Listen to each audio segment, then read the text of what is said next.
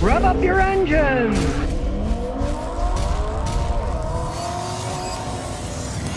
Yes, it's happened. My wife's Lexus actually broke down. We're driving down the road, the check engine light came on. Now, sure, even Lexus and Toyotas eventually break down, but really, it's 23 years old, and it's the first time the check engine light came on. But it's rather ironic. We were driving back from Death Valley, which happens to be the hottest place on Earth. They had a temperature reading of 134 degrees one time years ago, making it the hottest place on Earth. But our check engine light came on with this code, PO128, which is a code for coolant temperature is too low, that the coolant temperature is below the regulated temperature it's supposed to be at. We're in the hottest place on Earth because it's like 284 feet below sea level, but it tripped the code because it said the engine wasn't getting hot enough. So how can that be? The temperature gauge was right at the middle. It's a combination of two things. One, it gets hot in the afternoon, but at night it got cool. In the morning it was only 46 degrees. So it was a little bit cooler, but I noticed the temperature gauge was flat bed in the middle. So I know what's going on here. Now there's two things that generally make them trip that code. Either the thermostat is stuck wide open, or the coolant temperature sensor for the computer, which is right here, has gone bad. Now this baby, changing the thermostat is a royal pain in the butt. You gotta take all this crap off, get inside, you gotta buy some special O-rings. It's in a horrible place. If I would have designed it, I would have put the thermostat right here, and then it'd be easy to get to. But in this case, right down here is the sensor, which is very easy to change. And since the temperature gauge has stayed in the middle while we're driving, that tells me the thermostat isn't stuck open, because when it's cold outside and your thermostat is stuck open, you won't even make it to the halfway point because it won't get hot enough. When it's cool outside, the thermostat stays closed, so your engine always runs at a warmer temperature. In this case, and I fixed a whole bunch of these, sensor has obviously gone bad. In here, we can see there's the sensor. Now what we have to do is grab the top with some needle nose pliers to click it and pull it off. Be very careful because it's a 23-year-old car and that plastic's brittle. You don't want to break it. You wiggle and pull. As you can see inside here, it's pulled off. There's the top of the sensor. Now I've done enough of these to know it's a 19 millimeter. It's got to be a real deep. If you have a 19 millimeter socket for a spark plug, it won't fit because it's not deep enough.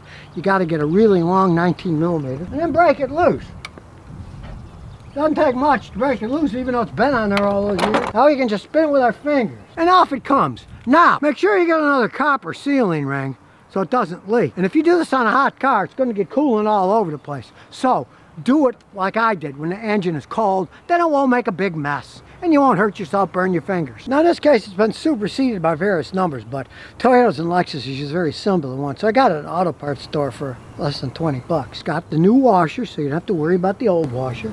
You just stick it in and screw it in snug. It doesn't need any kind of tape or sealer. The washer's what seals it. You see, you can just twirl it in with your fingers till you get it snug. It's pretty thick. Then we just get our socket with the little extensions on it, 19 millimeter, like I said. We'll stick it over the top, and we don't want to break anything, but you feel a little snug, and a little bit more, that's tight. It won't leak. And of course, then you snap the top on. It only goes one way. It's nice and tight.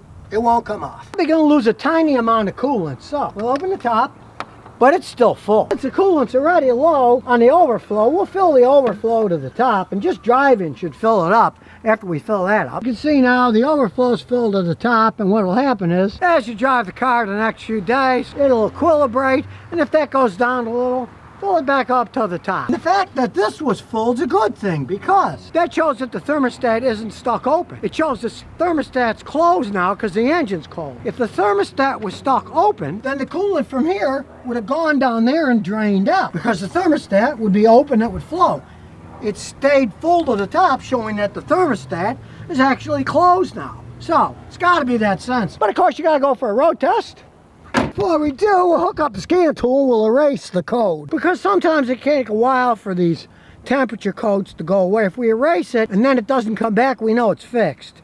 But if we don't erase it, it might take weeks for it to shut it off. So use the code reader to erase it. Here, you just push the erase button, erase the ETCs, and taking its time, it's going to erase them. And there it goes, it says it's erased, so we'll start it up.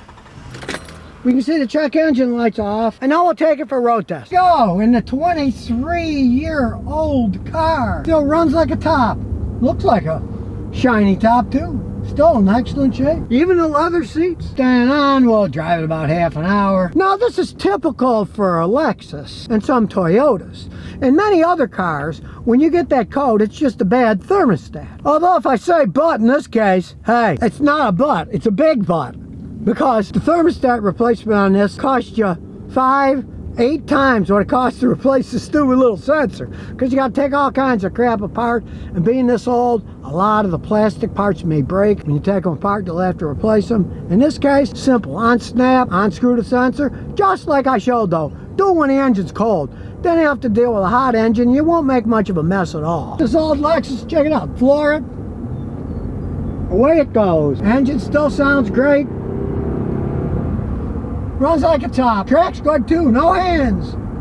And no check engine light anymore. Now after your road test, here's a good tip. Sometimes the code won't put the check engine light on, it's not on, but when it's getting ready to, it's called the pending code. So we're going to check that with a scan tool just to make sure we fix the right thing. So we leave the key turned on, we plug it in, now it's linking, and you can see when we push trouble codes, no powertrain or freeze-frame data is presently stored. Run a scan to make sure. The scan says there's no codes. So we've obviously fixed it. But you're really better to use a scan tool after you drive it around half an hour, just to see, because sometimes there's more than one problem. In this case, could have been a thermostat, but I happen to know on these Lexuses that's usually the sensor goes bad. It's a 23-year-old sensor. Eventually they break down. And instead of going to the Lexus dealer that wanted $78 for the stupid sensor, I got one for less than 20 at an AutoZone store. As you can see, the temperature gauge is just about in the middle here, so it's not a stuck open thermostat. And as we open the hood, we can see the coolant's still at the full level, so it doesn't really need any more coolant. Maybe if a day or two, if it ever went down to here, we'd fill it back up here, but everything's fine. You can fix a check engine light pretty easy with a simple scan tool and hand tools. Hook it up, take the sensor out, put another one in, and two, you don't have to go buy a $78 Lexus part. $20 one from AutoZone worked perfectly fine. And we also learned that eventually even Lexuses break down, but I mean really, 23 years and a $20 sensor, took 5 minutes to replace. Who's to argue with that? Although, of course, if you took to the Lexus deal, they'd probably try to sell you $10,000 worth of other stuff. That's why you need to do it yourself. And here's some bonus questions and answers. Christian P says, I want to know if I can put aftermarket catalytic converters in my car. I got 05 Toyota Tacoma V6. 154,000 miles. It has inefficient codes for the cats. It was all diagnosed and they wanted $2,100 for parts and $430 labor for $2,600 Canadian after tax. I don't have to do emissions testing here in Canada. I'm not planning on moving to Colorado, New York, or California where they do EPA testing. I just want it to perform correctly. What can I do? The only difference between the original ones and aftermarket ones, sometimes if they don't mesh, the check engine light will come on, but you're not getting emissions testing, you don't care, you just want it to run right. But I don't know what the law is where you are, but here in Tennessee, there's no inspections. People will take their catalytic converters, they just take them off, leave them off. Then they run perfectly fine. They don't care. If you don't have any testing done, and you don't mind driving it that way. I don't know what the law is in Canada, but if they don't inspect it and there's nothing on, you can just remove the stupid things.